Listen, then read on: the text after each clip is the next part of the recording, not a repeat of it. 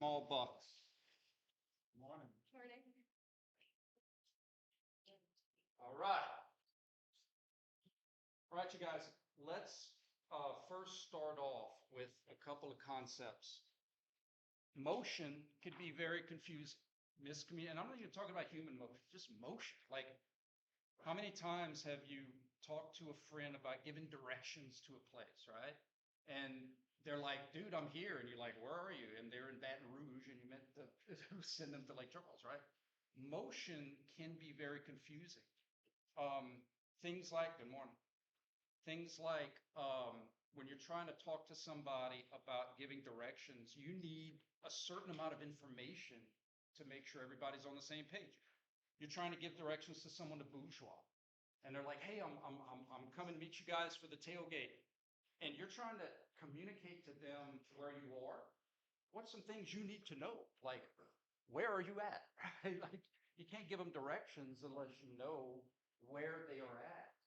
And then once you know where they're at and you know where they need to go, then that change in position gives you the movements you need to go, right? And you go this many miles here, that many miles there. Guys, it's the same thing with human movement. And our universal, where are you at, when all else is going to be crazy, is anatomical position. Position is, where are you at? What's your position? Where do you live? Where do you work? Where are you at? Position is a different than motion. Where are you going? How are you moving? I'll give you an easy example. And again, this seems simple. It should be simple. But because we don't apply the simplicity, it leads to misunderstandings and miscommunications. Here's an example you're going to hear me use a lot. Lafayette, let's say, is our anatomical position in terms of this analogy for the human body. Lafayette is anatomical. In other words, it's a universal starting place for all of us. We may not all be from here. We all go to school here. I can be east of Lafayette. It's my position. I could be in Breaux Bridge. Anybody from Breaux Bridge? I can be east of Lafayette, but I can be traveling west on I-10.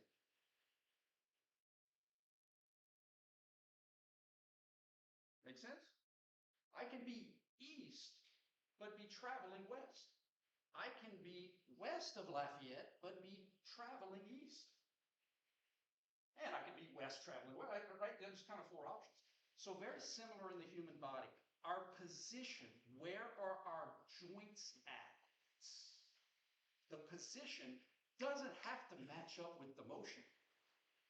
I can be extended because it's relative to anatomical, just like east and west. Guys, Lake Charles is west of Lafayette, but it's east of Houston.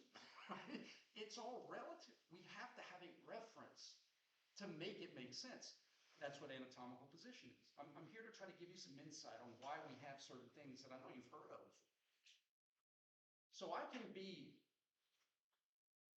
west of Lafayette, but be traveling east. I can be east of Lafayette and be traveling west. I could also be east and traveling east, right? So position and motion. If I ask you for a joint position, where are you at? Relative to what? Anatomical position. Because it has to be relative to something. I can't just say Lake Charles is east or west. It has to be relative to another location. Does that make sense? So the same goes with our joint positions. Now, what position is anatomical? Anatomical. That's a position, that's a place.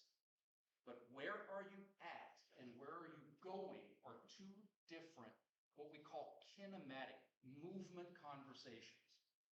Okay? So that's number one. The second thing is the importance of separating these two concepts. Spinning things, rotation versus linear things, translation. We have all, me included, have only been introduced to moving things in a translatory fashion. We don't really get introduced to the concepts of spin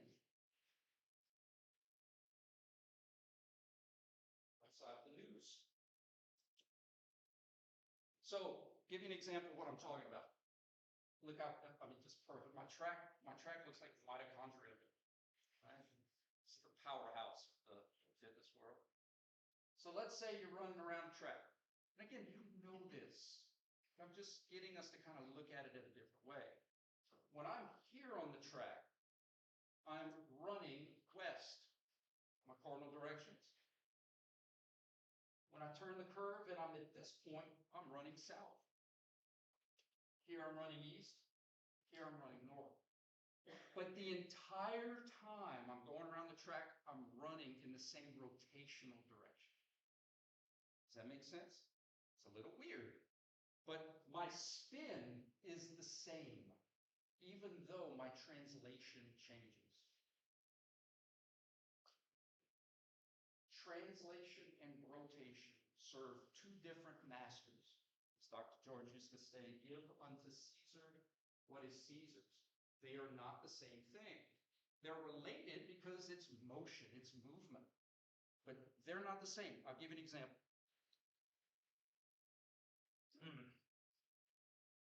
If we asked a question, is it moving? Is it moving? You'd say, is the softball moving? Absolutely. But there's kind of a follow-up question. Is it going somewhere? That's the emphasis of a translation, right? Is it going somewhere? Am I moving as I go around the track? Yeah. Am I going somewhere? Yeah. But I get back to where I started. If we were spinning a merry-go-round, recess PE, right? Merry-go-round, and you start spinning it, is it moving? Yeah. But is it going anywhere? It's not going out. It's going somewhere. I don't know. It's possessed. Shouldn't go anywhere, right? So translation and rotation serve two different masters. And one of the biggest miscommunications about human movement is that we want to use. How's it going? Where are you from?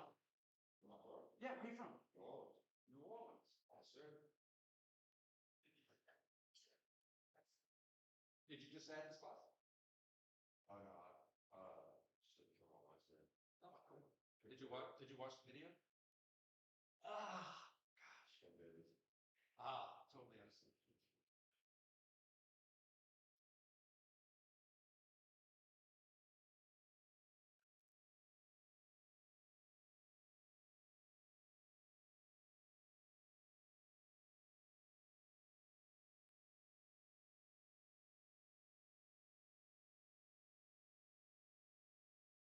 That, ladies and gentlemen, is called autism. And it is strong with me. So for those of you that haven't watched the video, didn't come to class on Monday, starting, and it's not your fault, it's my fault. And the door is going to close at 7:30, but in the future, it's going to be locked. And if you're late, you're late. And it's all good. Just watch the video online. Cool? Cool? Awesome. Because everybody's busy at some point in life. All right, guys, I guess I got to start from the beginning. See, the earth cooled, dinosaurs. Translation and rotation. Is it moving or is it going anywhere? Who knows the movie with Baymax, Big Hero 6? Love that show. It's a good show. Do you remember how Baymax could like shoot his arm out, right? He saved the day, right? By shooting his like little missile arm. Is it moving? Yes. Is it going somewhere? Yes. We can't do that. If our joints translated, that would be a bad day, right? That's what we call dislocations. We can't do that. But what we can do is this really cool trick called we rotate, because remember, rotation, there's movement, but it's not going anywhere necessarily. You can move, but it doesn't disassociate. We rotate joints in order to translate segments. We rotate to translate. We rotate to translate. If you were able to translate without rotation, you would be a wizard, Jedi. Like, think about it. You'd have to literally just like, and then maybe something go up. We have to rotate segments in order to translate segments. Here's where human motion gets confusing. Our brains were only introduced to the translation part. Think about it. In physics, you only look at Newton's laws for a straight line concept. But Newton's laws can be applied rotation, moments, torques, angular accelerations, all kinds of nerdy stuff.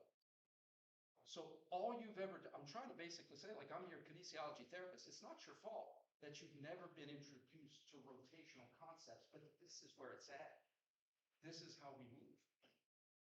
We rotate things to translate things. So, for example, if I wanted to translate my hand for a jab, my hand translates, but that's not a joint. In order to do that, I have to rotate my elbow at the same time as rotating my shoulder. And those rotations cancel out angularly and summate linearly. So in other words, when I do it at the same time, it looks like this. But when I do it in sequence, one at a time, it looks pretty preposterous. Check out my skills. You're looking at me? You have a disagreement about flexion?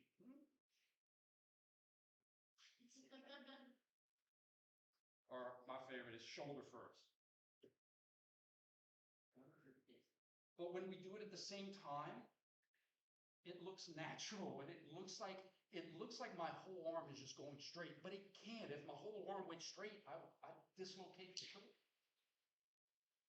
So what we have to teach you is separate skill, like a squat is a thing, right? But you have to analyze position and motion joint by joint. So in other words, elbow and shoulder are moving, cool. But I have to say, all right, this may be called a jab, but what is the elbow contributing to that? How is the elbow moving? How is the shoulder moving? Because elbow position and motion has zero to do with the shoulder position and motion. We have to break it down. We analyze motion joint by joint. It's one of your kinesio mandaments, okay? The reason these things mess with our brains is because we're so fixed with linear world. We're fixed on things like up, down, left, right. But in rotational world, you can have the same spin and things are going left, right, up, down. BA, select, start, back when I had Nintendo. Let me give you some examples of what I'm trying to talk about. If I say,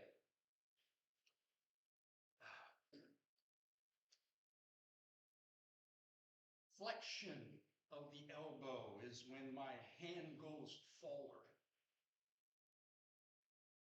Forward is a linear descriptor, right? And we established that all of our joint motions are rotation.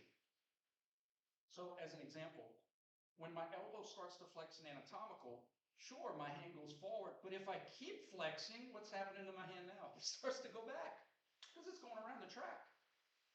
The spin is the same, but the linearity changes, just like you change as you go around the track.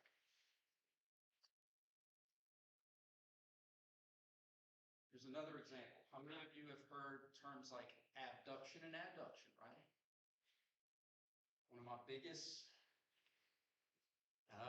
it's not your fault. It's not their fault.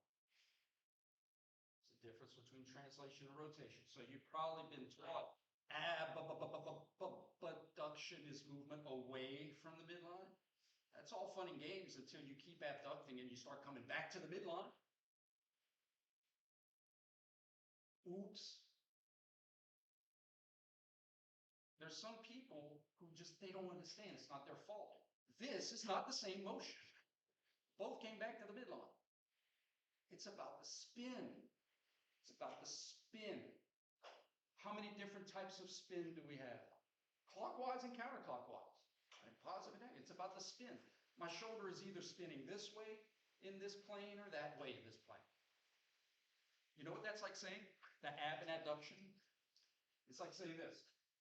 Abduction is away from the midline. Ab, ab, ab, ab, ab, ab, add. It's still clockwise the whole spin.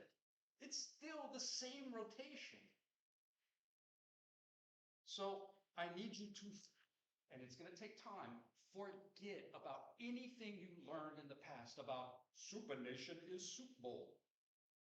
Fingers go back, head goes up, this goes back, because those are linear descriptors to rotational concepts.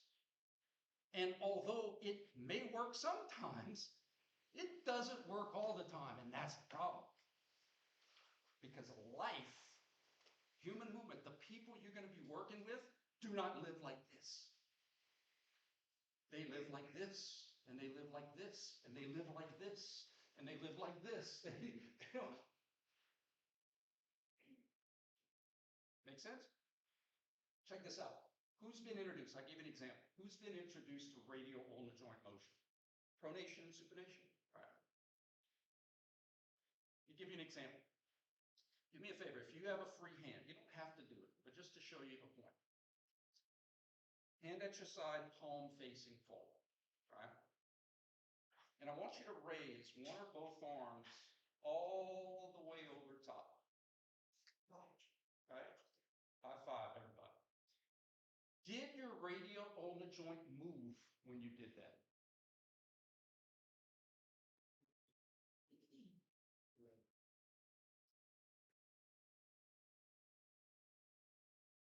Okay? I'm gonna prove to you the answer. I'm just gonna tell you the answer. Don't trust me. Who am I? Dealt with. New Orleans, that's a little small town, so it's a little shrink town. If I start here and all I did was flex my shoulders, I'm still in the same radial joint position, right? Okay. Palm facing seat.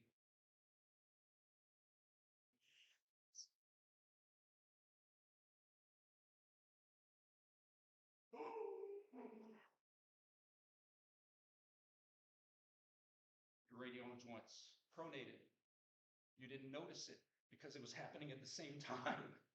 The elbow and shoulder were moving at the same time. The shoulder and radial ulnar joint. Isn't that weird? It's freaky. Do you see how it's happening at the same time? And it's doing that because it wants to keep your palm facing forward. But if you don't do it, your palm's going to be facing back. If you had a spoon and you did this with the spoon, wouldn't it be the back of the spoon? If you want to keep your hand facing forward, you have to move your radial ulnar joint. It's just subtle because it's happening at the same time as the shoulder.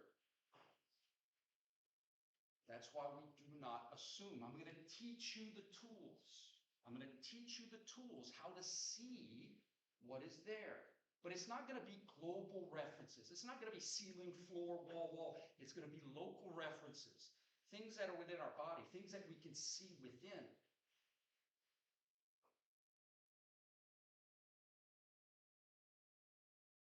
Does that make sense? Lindsay, anything you want to add to this? Know the rules. He'll say rules and he'll say landmarks, and that's about the only time I took notes. So, well, we're not talking about pronation supination anymore, but Follow the rules. Follow the rules. he has full rules. So, in this picture, you have something called the superior vena cava, right? Well, what if you were upside down? What if you were standing on your hands? Now it's at the bottom. Does it become your inferior? Of course not. It's still the same thing because it's relative to you. It's local to you.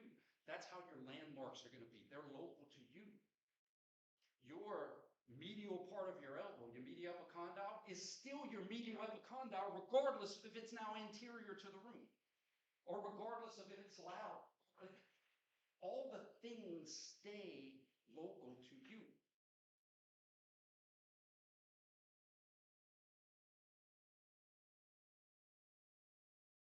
Do you remember, how many of you have ever seen the movie Coming to America with Eddie Murphy?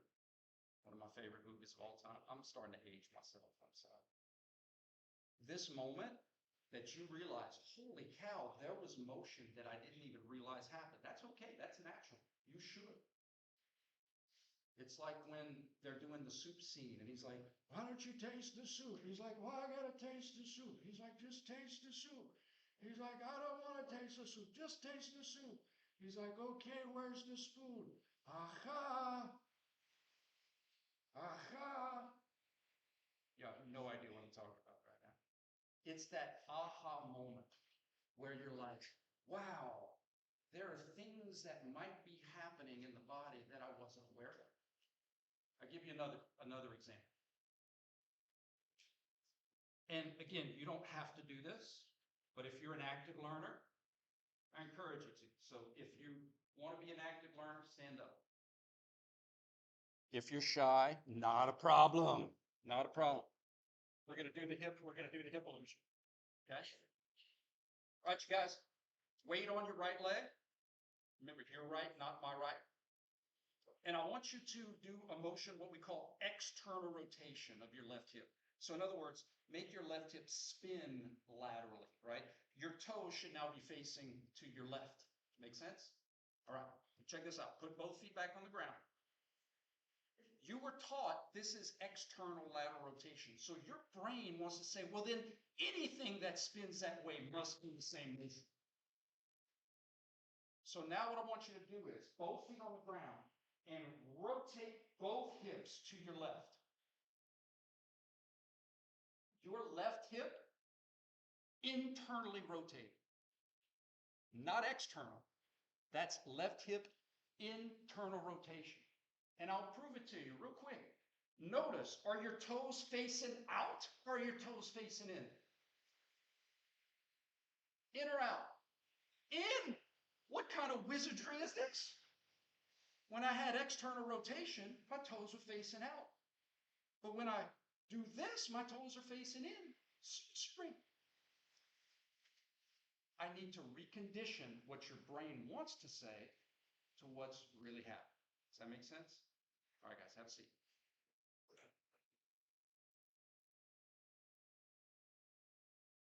It's a very important concept that I'm spending a majority of class time on because this is where people get questions wrong on the test.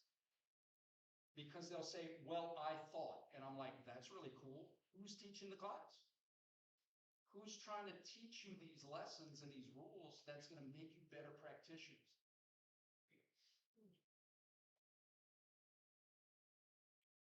Lefty loosey, righty tighty. All right? We all know that one.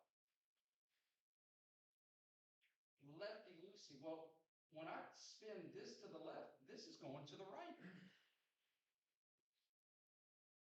And this is really fun. We know the overall point of opening a faucet or closing a faucet. There's really two practical movements, open or close. Am I opening it to let the water flow out, or am I closing it to shut the water off? This is going to be the biggest lesson that you're going to learn today. And I don't expect you to master it. We're going to practice and you're going to master it. But hear me try to understand what I'm telling you, because this is the secret to understanding human movement. Open can look like this. Lefty loosey, right? Top part going to the left. But open can also look like this.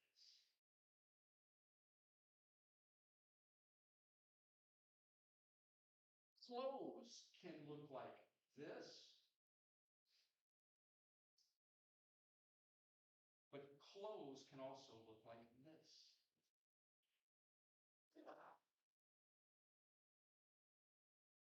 Clockwise, counterclockwise. We always see the small hand move about the clock. Human movement, the clock can move about the clock hand. And guys, I'm telling you, this is what's going to make you some educational kinesiology, metaphorical assassins. Because you're going to understand things that even the engineers, because engineers, the small piece always moves about the big piece. The laws are simple. And the reason I can say this is because I took classes with the engineers. the door always moves above the wall. Hear me out. Smell what the rock is cooking. That's very insulting to the rock. Hear me out, guys, and please ask if you don't understand me. Clockwise can look like this.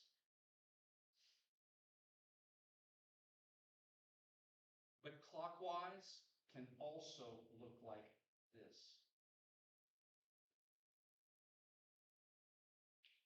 I'm going to do it again, and I'll show you some examples. Clockwise, I'm going to do it for all three. Clockwise can look like this, but it can also look like this. Because think about it, I get to the same place. I get to 3.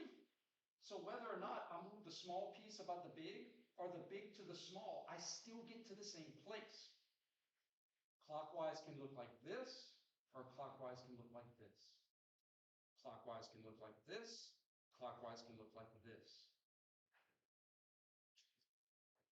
Abduction can look like this, but abduction can also look like this. External rotation could look like this, but it could also look like this. Right transverse cervical rotation could look like this, but it could also look like this. Hip flexion could look like this, but it could also look like this.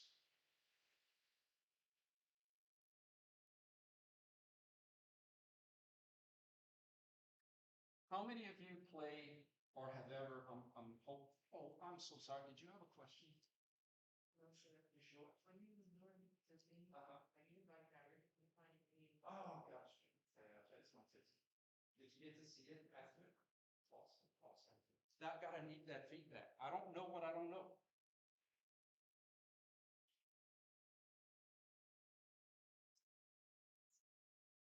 Check this out. How many of you have, Lindsay, I'm gonna need your help with it. How many of you have ever played Chutes and Ladders, Monopoly, some type of board game? Right? I'm gonna need you to push the tape. Guys, for me, I'm an analogy person. I have to learn with analogies. That's the only way things make sense. And what's cool is everything in life has analogies in your lane. That makes sense. Check this out. You're playing Monopoly or board game, and you roll the dice. Well, it makes sense, the small piece is always going to move above the big piece. You roll the dice, and it says, go 6 spaces forward. 1, 2, 3, 4, 5, 6. But if you really wanted to be that person at your next family gathering, do this. Roll the dice, go 6 spaces forward. 1, 2, 3, 4, 5, 6. Good job, Kim. You see what I'm trying to tell you? They got to the same place, so they had to have the same motion. Ken went forward even though the board went back.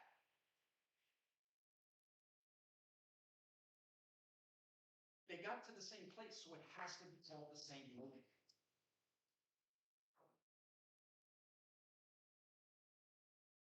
One more analogy for you.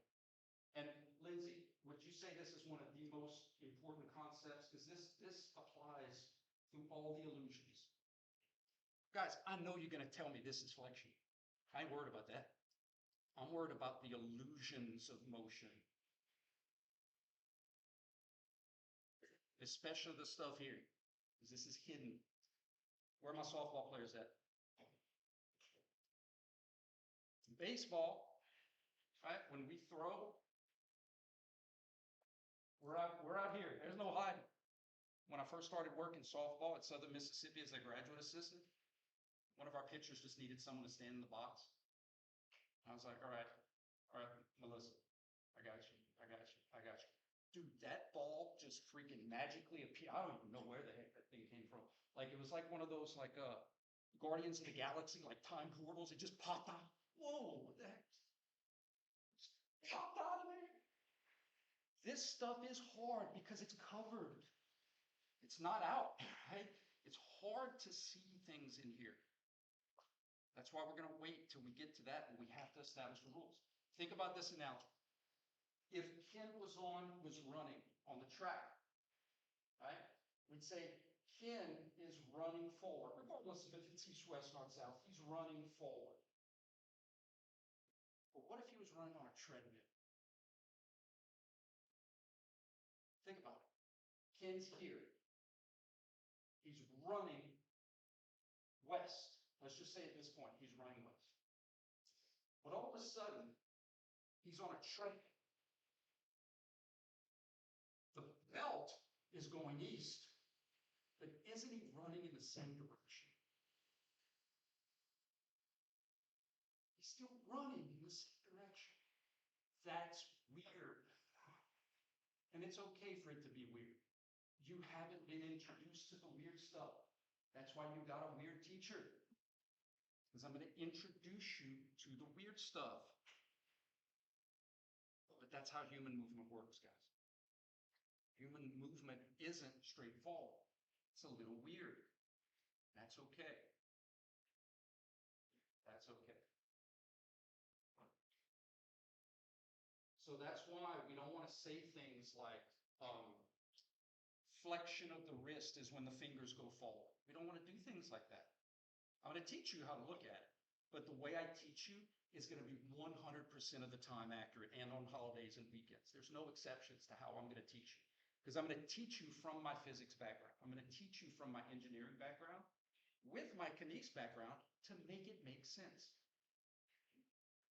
We can't say flexion is fingers go forward, because I could pronate and flex and my fingers go back. I could flex and have my fingers go to the side.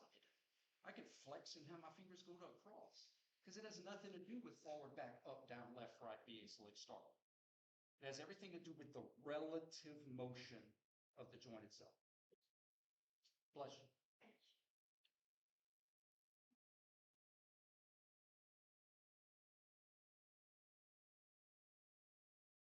Let me give you this example. So let's take a look at this this lady doing this squat. Question. And again, guys, you know what's great about mistakes? That's how we learn. And especially if it doesn't cost you points. Like now's the time. Now's the time to go out and okay, think of an answer in your head and then check yourself. The question is from left to right, start to finish. For the people watching the video, we're on page 11. Can someone confirm that for me? 10? That's what I thought. We are here. Here's the question. From left to right. Picture on the left is the start, picture on the right is the finish. We can infer motion from a start to finish. You start in Lafayette, you're heading back route. I know how I had to move. I ain't gonna go to the Pacific. I had to travel east, right? Here's the question. Do not answer it right away. Give it some time. These moments are precious. When you get to assess, you get to analyze, you get to use analytical thinking. Did her shoulders move? Rotation, not linear, going with the net. Did they rotate? Don't answer right away. Look at the position to start. Look at the position to end. And try to analyze if her shoulders move. I'm keeping it as simple as possible. I'm not asking you to tell me what type of motion. I want to see if the shoulders are in the same position. That's the question. Give that some thought. While I take a sip of my vodka water. Yummy water.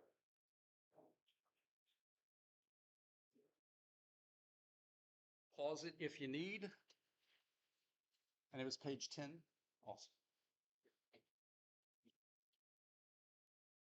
So when we talk about joints, positions, motion is all rotation in terms of the perspective. Like, in other words, I just established, it has nothing to do with going up or down. It's the same spin. So linearly, things can change, but they don't change rotation. It's either clockwise or counterclockwise. It's flexion or extension, ab or adduction, internal or external. Why do you think all of those joint motions are paired in couples? Two different ways to spin. And we'll get into the planes and axes next week. Did the shoulders move? Yes or no? Yes. Good. And the way I'm hoping you can see that, and first of all, if you said no, that's okay. Because I know on the test, you're not going to say no. That's a good thing. Mistakes are good if we learn from them. She starts off in this position, right? She finishes in this position. Globally, or from our perspective, it might look like the humerus is at the same position, but that doesn't mean the shoulder is in the same position. Let me give you what I'm talking about. She ends here. If she froze her shoulders and didn't move them at all and came back up, look at where her shoulders would be. She had to have shoulder motion. Another way to look at it, look how close her humerus is to her torso, right? In that first position. But look how far away it is from her torso in the second position.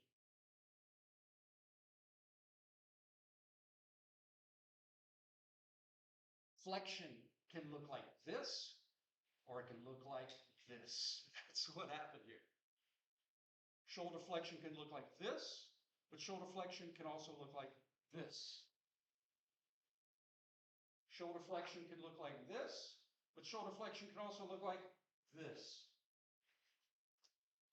From here to there is the exact same change.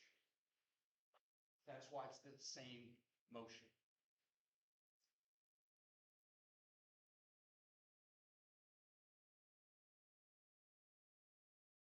Anybody know who David Pumpkins is? Is that my guy? Any question? All right. So, a couple things to wrap up today's concepts. Guys, anatomy and physiology, not so much the physiology. We physics people, we don't like phys. You know why? Because it's like magic, right? Because you can't see it. They're like, just take my word for it. There's ryanodine receptors and acetylcholine. But what we do need to be able to play our game, we're going to play a board game called Human Movement Analysis. And you are part of my tree. I'm going to teach you in a way that no one else on the planet teaches. It may be different for some of you, that's okay. But just know you're going to get your money's worth in this class. You're going to have tools that you're going to be able to apply to figure out infinitely many problems. Think of it like this. One of the things that I get knocked on in my teacher evals is I don't use a traditional textbook. First of all, those things cost a lot of money. But textbook companies try to make a book that can work in 10 different classes. And not only that, physics is physics, guys. Now, physiology, stuff changes every week. But Sir Isaac Newton has been around for a while. All right? So, things that you're just going to have to use. There's this really great website. It's called Google. You're going to have to know certain rules of our game. You should know your major bones.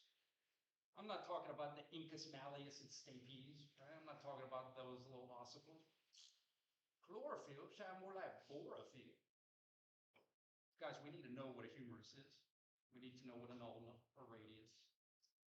Carpal bones, right? Phalanges, tibia, fibula, femur. Pelvis is made up of the ilium, ischium, and pubis. Like if I'm going to get in and explain to you how these things are happening inside the shrink wrap of our skin, we kind of have to be able to see a little bit of that magic, okay? So I'm not going to teach you the bones. You've had that. But if it's like, it's been a while, I need a refresh, please go refresh those things. We rotate to translate. That was one of our earlier points. We have a term for the combination of rotation and translation, and we call it general movement, general human movement, general motion, if it's applied to outside things. Let me give you some examples. Is the baseball spinning? Or is it moving? Yes. How is it moving? Purely rotational. It's not going anywhere. This would be pure translation. It's going somewhere, but it's not spinning. You realize how rare it is? That'd be like knuckleball, and even that spins. You know what's going to happen a majority of the time? Some combination of translation and rotation. That's general motion. The combination, but they serve two different rule sets. The spin has nothing to do with the shift, and the shift has nothing to do with the spin.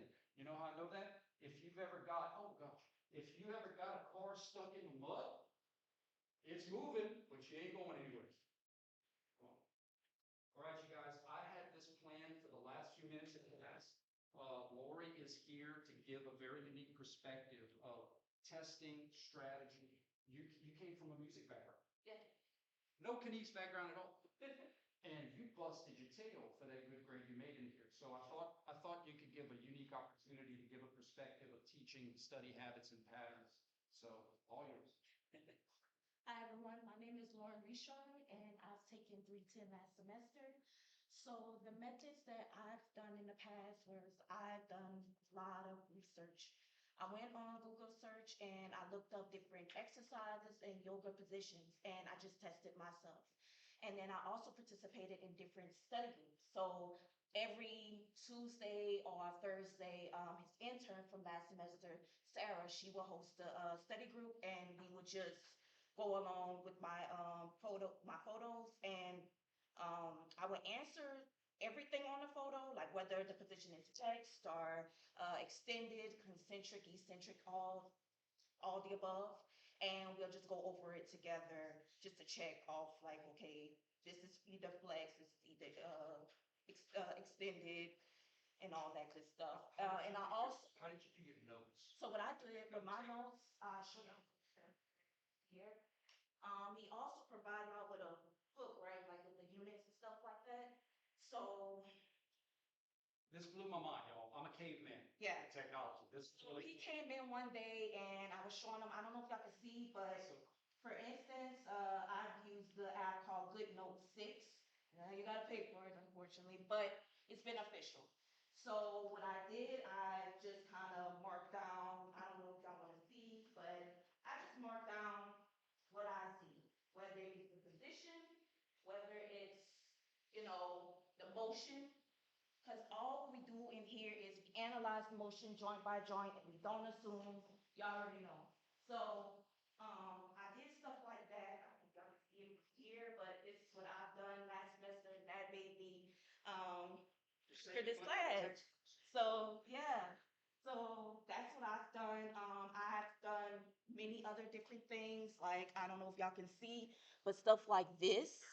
So he was really impressed because I'm a visual person. You'll stand here and talk about it, and I'm like, wait, I don't know what you're talking about.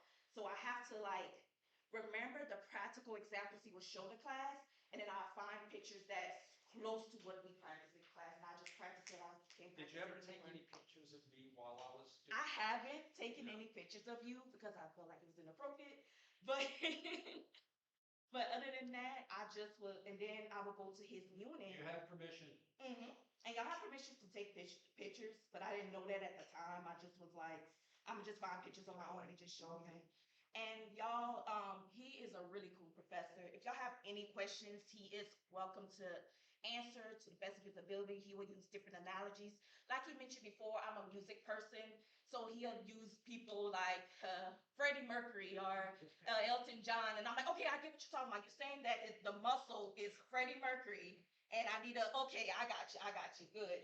So that's how I passed it. Laura, did you utilize the videos at all? I have utilized videos, but what I do, I just go to the points where I'm like, okay, where was I confused at? I don't look at the whole video because you got a life outside of school. But what I do, I just go to the point where, okay, I'm trying to see what is he talking about at this point in the video. And then once I repeat it, write it down, or I find, like I said, I find pictures that's close to what he was going, like what he went through in class or what he's going over in class. I'm like, okay, I got it. Because you're gonna get confused. Like he's gonna do stuff like, okay, what is this position? Start, finish. Okay, and you know, start finish, like, and it be quick. But don't worry, I was in the same position. I didn't know anything about anatomical positions. I'm just, you know, but what I do, I'm so sorry, I'm rambling. But he have his unit on Moodle, and what I do, I practice with his unit. I practice. That's what I do. Don't think of it as studying, think of it as play, like And think of it as y'all, practice. the more y'all get into it, it's fun. I had fun in this class. This was the best class I ever did. Taken in my entire life. Did you tell the importance, and Lindsay chime in too, and this is just my 2 cents, maybe you are a crammer. Mhm. However, this isn't just like memorizing the 50 states. You know? Yes. I think if you do wait until the last minute, it gets extra confusing. And please don't wait Because- till the last minute, y'all. Because It's there's not so fun. many words that just sound so Yes. close and similar. So eat the apple in little bites. Really try. Don't wait until a couple days. And before. I would like to So, yeah. give a shout out to Sarah. I know she graduated, and Lindsay, like, they've really been there for me. And of course, Dr. Campbell, like, they really took their time and explained it as much as possible so that way I can understand it. Like, it was really, really cool last semester. And then like stuff like this, like while he's talking, and I know my handwriting sucks, but this is what I've done. While he's talking, I'm just writing. And he's like, okay, you in the tech. Okay, but I did not use Back in mind. It's true, because you're gonna go over the phones, and you're gonna go over the axis, you're gonna go over the planes, you're gonna go over so much, but don't worry, you will get the verbiage. So Did it's, y'all have, because I know we only have 3 or 4 minutes. Yeah. Do y'all have any questions for Laura? Maybe there's a unique question you guys have that we didn't cover. Remember, I'm genuinely invested in you learning the way you learn. However, I teach the way I teach. So sometimes bridging that gap, there needs to be a little work for it. Anybody have any questions for? Yes. I, Can we do like, should you prepare yourself for a uniform? yes, The question was, do you do anything to prepare before class? I don't know, honestly, I'm very spiritual. I pray. I prayed and I read my Bible before I come here, I come to this class. And then what I do is, because of Instagram and on social media, you see a lot of physical therapists, chiropractors, OTs, you see them practicing and that's their life. So I just kind of look and see. And then not only that, what I do, like I said, I just practice looking for different photos and just practice on my own. And whenever he has time, or when Sarah or Lindsay have time, I go over and check it with them, you know. But no, honestly, prayers. A whole lot of it. Guys, whatever your game is, whatever you're interested in, music, it's not studying if you're playing. That's how it's resetting your mind. You don't have to study this stuff. You get to play. You get to move. And if you're awake, you're moving and you can practice. So think of it as practice and play, not like studying. I think that's also helpful, right? All right, guys, Laura, you'll hang around a few minutes if anybody wants to talk to her, and also Lindsay will be here if anybody has any questions. Y'all have a safe weekend. Stay warm.